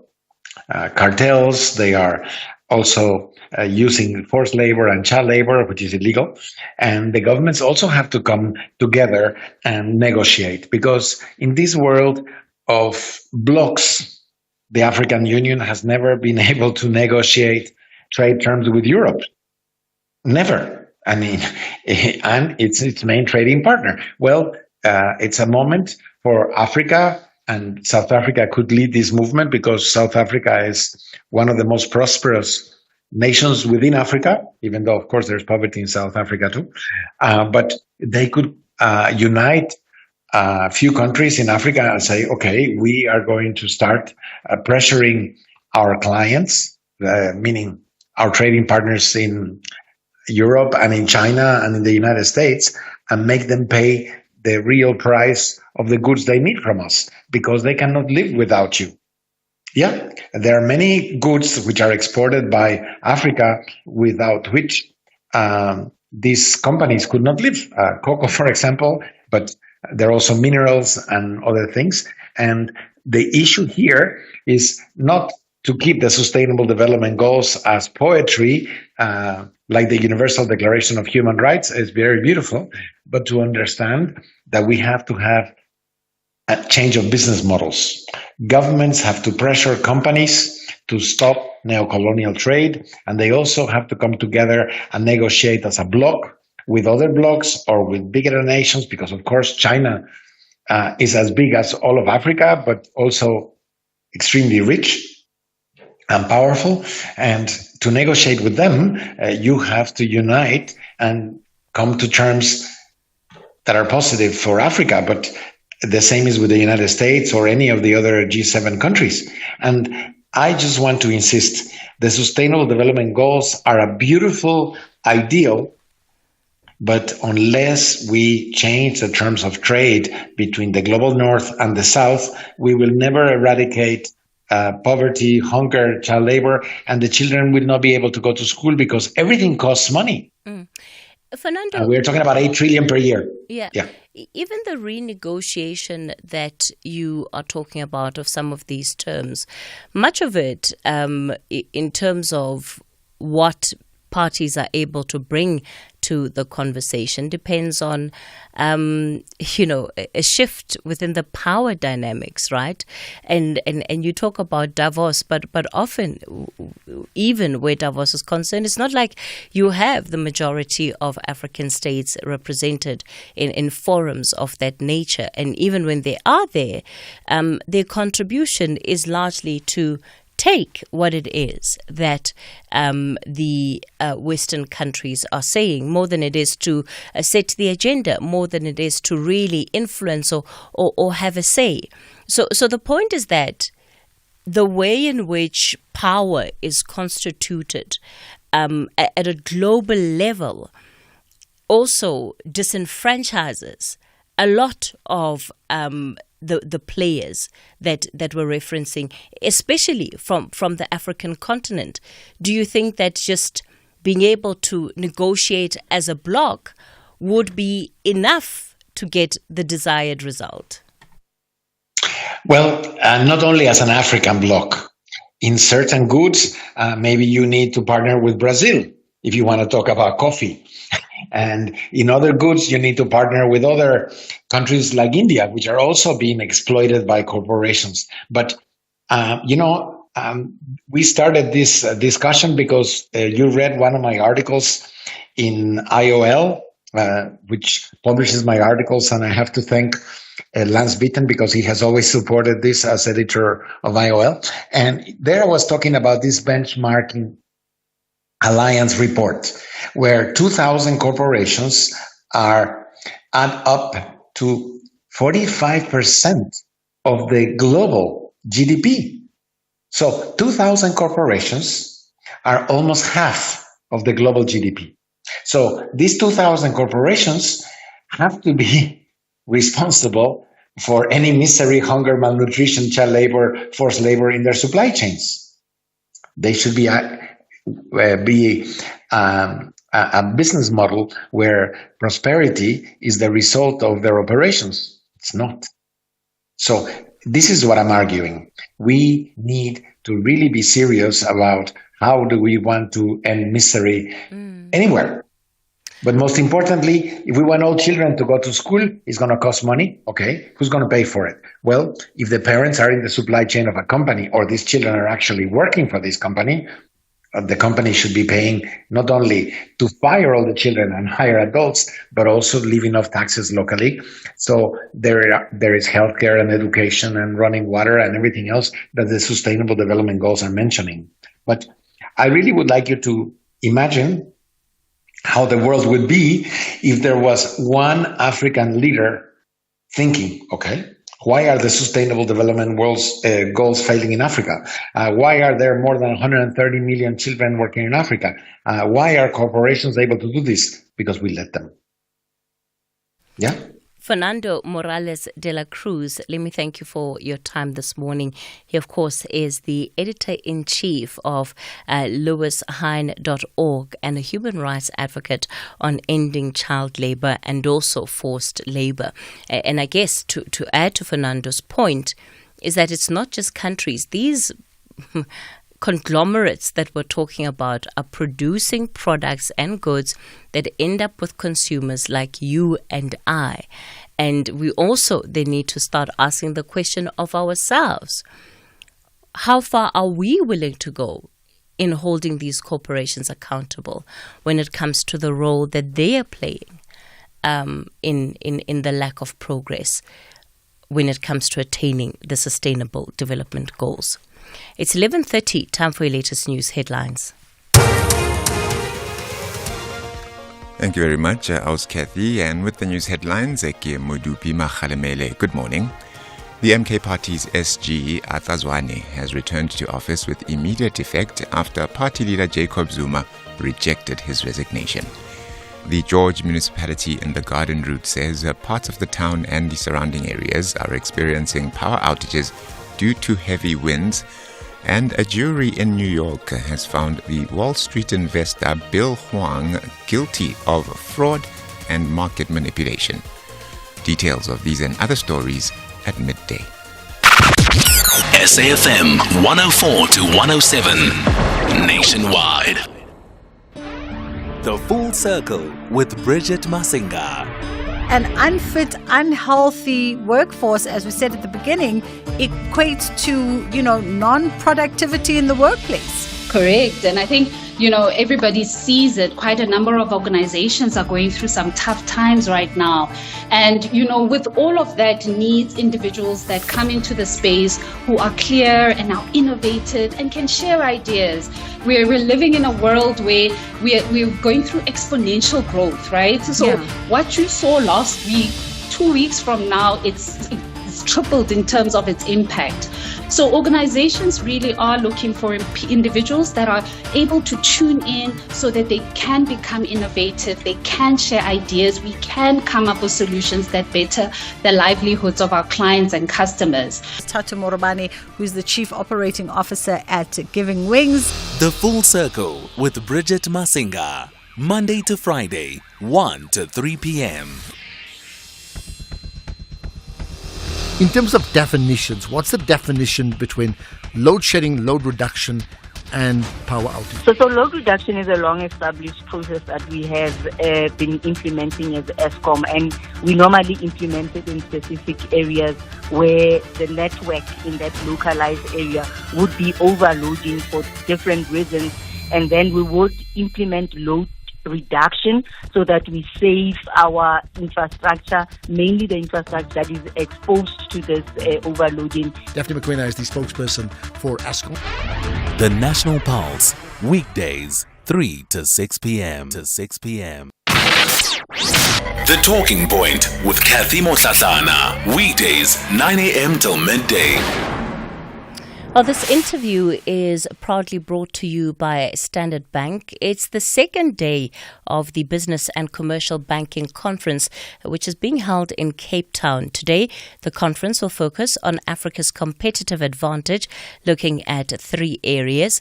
These include finding growth opportunities, Africa's energy solutions, and banking the 4th industrial revolution.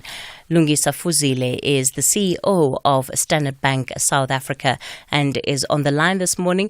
Mr. Fuzile, good morning to you. Thanks for your time this morning. Good morning, Cathy. It's wonderful to be here. Thanks for this opportunity. Absolutely. Quite a lot of effort has been put into this conference focusing on Africa under this theme, Africa Unlocked and Unlocking Africa's Growth. What did you as Standard Bank have in mind, particularly given the fact that you've taken such a focus on the continent? Cathy, part of what we've got to appreciate about our continent is the fact that whilst on the one hand it faces lots of challenges, it has got limitations or deficits in a general sense. It needs infrastructure, it needs energy to power industries, and indeed to take full advantage of the 4th industrial revolution, as you were indicating. And that's one of the themes of our focus over the next couple of days. We have immense opportunities on this continent. I quoted this morning Anthony Robin, who says that every problem presents opportunity. Without problems, we wouldn't grow. And I really subscribe to this. At Standard Bank, we subscribe to that notion that we ought to be optimistic about the future of this continent because, as you know, the continent is richly endowed in mineral resources that some call minerals of the future, the minerals that are needed to build the technologies that are considered to be clean for generating electricity or energy. So gathering Africans from all over the continent, business people, policymakers, government people, entrepreneurs, and of course our own colleagues at Standard Bank, and sharing ideas about the opportunities that exist on the continent, and of course doing that which is necessary to make sure that we convert those opportunities into real economic activity on the ground that generates growth generates jobs, and of course drives Africa's growth is our primary goal with this conference. Of course, your core function as a bank is not going to be exempt from this evolution in society that you talk about. So how do you see Standard Bank evolving in as far as commercial banking is involved, particularly on the continent? What are the changes that you are anticipating? You are so right. Just now, I came out of a session before the tea break where one of the panelists was challenging us, and not only Standard Bank, but the financial sector as a whole, to say that sometimes the risk premium that is associated or attached to doing business on the continent, lending to businesses on the continent, is out of proportion relative to the real risk that people face. And the consequence of that is that many projects get priced out of reach of the entrepreneurs or investors. So part of what we've got to do is to bridge that gap of perceptions of risk about the continent first, and that's the thing that we've got to change. But secondly, it is very important that we must appreciate the opportunities that lie in digitization and the digital technologies and platforms that are emerging and are taking the world by the storm, in the sense that they are making possible many things that we previously thought were impossible. They are going to make it possible to do business faster and better, and of course more cost effectively. So that's one of the changes that we anticipate is going to come, not just out of this conference, but it has begun. But conferences such as this harness that and they lift it to the next focus. And of course, for us as Standard Bank specifically, the fact that we have separated business and commercial banking from what used to be a big retail banking franchise 3-4 years ago does mean that we're going to give specific and very special focus to business banking, and of course drive that business. We seek to meet our clients' needs. When we talk about growth opportunities, and especially on a subject like energy, of course, it points us immediately to the need for infrastructure development. And what is largely a challenge is around the financing of some of these projects. You've touched on the fact that often entrepreneurs feel that they have been priced out of the market. How do you believe that policies such as the Africa Free Trade Area and even a footprint like that of Standard Bank is going to help in perhaps making things slightly easier for entrepreneurs across the continent to what the experiences have been so far? One of the things that Africa has opportunity to do is to leapfrog, so to speak, developmentally. In other words, we have the opportunity not necessarily to go through some of the phases and stages that the rest of the world had to go through to get where it is and where it's headed. Take the example of the area like energy. Some countries developed or industrialized on the back of using fossil fuels because that is largely all they want to drive economies. Today, as you know, as all of us know, technologies such as hydro, solar, wind power, and so on and so forth have advanced so much that there are a number of countries whose main source of energy, or increasingly their main source of energy, are these green technologies.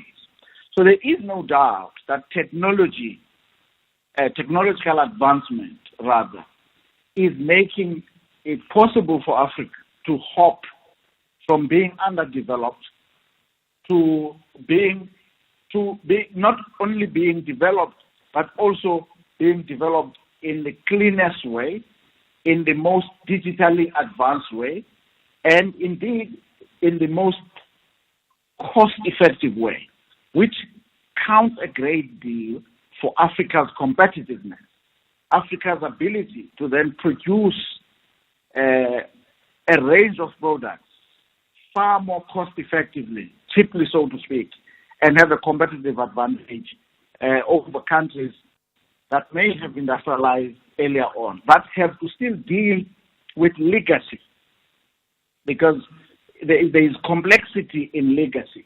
It does mean that whilst those countries have had advantages in the past, because and South Africa is partly in that space, by the way.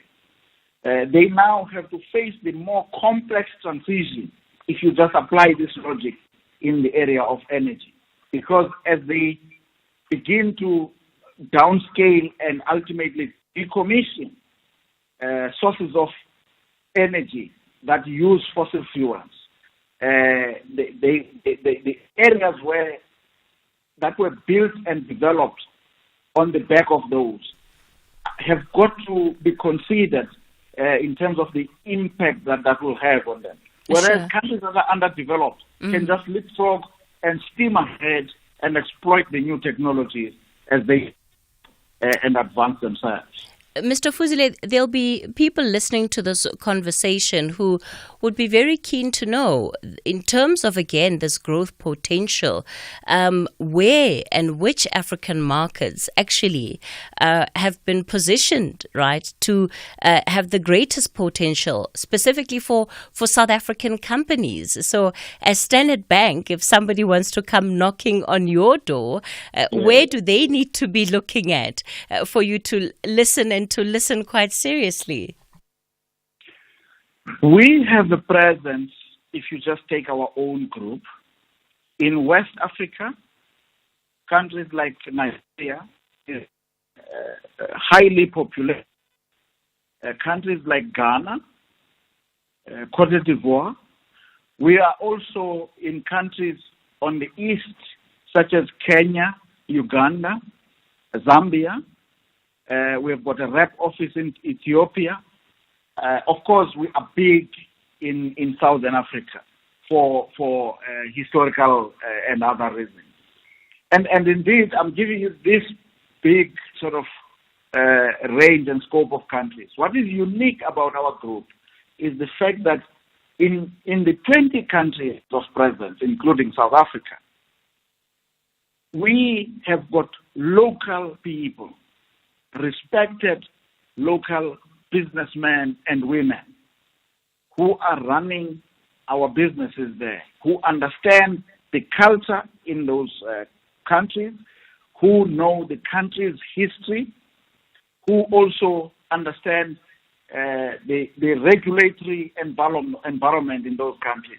So they know exactly where the countries are and where they are headed in terms of policies and, of course, likely economic development pathway. So we don't only send South Africans to, for example, Kenya to look for opportunities. No. In Kenya, we have a highly capable team led by Jonathan that we got from a competitor bank. He is respected in the public sector there, respected in the private sector. So when a business person looks for and wants to take advantage of opportunities in any sector in Kenya, we pair them up immediately with people who know local circumstances and know which doors to knock on to take advantage of the opportunities there. All right. Lungisa Fuzile is the CEO of Standard Bank South Africa. And as you heard there, this is day 2 2 of the Business and Commercial Banking Conference hosted by Standard Bank. And of course, this interview has been brought to you by Standard Bank. On that note is where we wrap it up on the talking point for today. The show back with you again tomorrow between 9 and midday. I'll be out for the day, but I'll be back with you again on Monday morning. What is Ushuni, you say? Ushuni has a musical gift and can transform a song. Ushuni can fuse folk music with a popular urban beat or tune. Ushuni can take us on a beautiful musical journey. Ushuni way to Gelo. Join us in unearthing South Africa's next folk music star. 40 talented contestants from around South Africa competing for the ultimate grand prize of 500,000 Rand cash and a recording deal. Angeke basikhone with Ushuni Womhlaba, starting 7 July, Sundays at 6 p.m. only on SABC1. Yeah, we can do this. It's been a long time coming. This deserves to grow. It's a great business. If they don't like it, someone else will. And fund me so I can expand. Maybe I can offer them shares. I need to retain equity for staff. It's going to be good for recruitment. Yeah. Possible begins with that one great idea. When Telkom enables entrepreneurs to make their ingenuity a reality, we grow local economies. Telkom. Possible begins here. It can never be freezing cold with SABC Sport on board this July. The 12 Nations battle in the Hollywood Bets Kasafa Cup will reveal the ultimate Southern African champs. Nzansi's Queens of the Beautiful Game display real passion in the Hollywood Bet Super League. The Germans are in town as Vivian Wiesbaden tackles the Citizens and Stellies, while FC Augsburg clashes with TS Galaxy FC. While Sport at 10 gives you a solid reason to stay awake on Wednesday nights. TKO brings you in-depth analysis in the boxing world. Top sport journalists, table-swirling conversations on the Jonas Vodcast. Meanwhile, Foot Afrique zooms into continental football. Countdown to Paris goes downhill towards the Olympic Games Paris 2024, kicking off on 26 July. NBA Lifestyle, Youth Sport Show, Goats Like Us, Final Analysis, EFC 115, and many more. Happy Madiba Month. Proudly brought to you by SABC Sport. For the love of the game. The book reading. Please note that the views expressed in this book are not that of the station. Listeners' discretion is advised. SAFM presents another episode of The Door, an addict's journey, read by Simpson Khumalo.